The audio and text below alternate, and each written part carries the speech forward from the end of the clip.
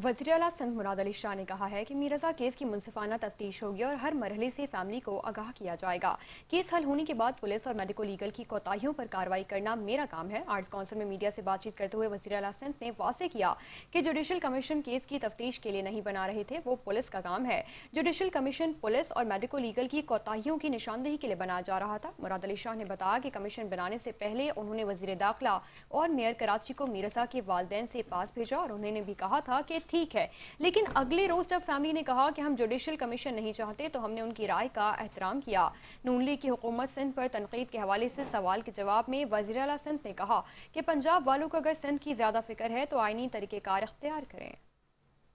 थोड़ी सी और मैं भी उन कोताहियों को पॉइंट आउट कर सकता हूँ, लेकिन इस वक्त कहेंगे जी खुद ही इनके डिपार्टमेंट कर रहे हैं और ये खुद ही मुनसिफ बने, तो इसलिए हमारा ख्याल था एक जुडिशल कमीशन बने और वो जुडिशल कमीशन उन कोताहियों का हमें बताए, चाहे वो पुलिस ने जो की है, ताकि हम बेहतर उनको कर सकें, या मेरे को लीगल सेक्शन में जो हुई है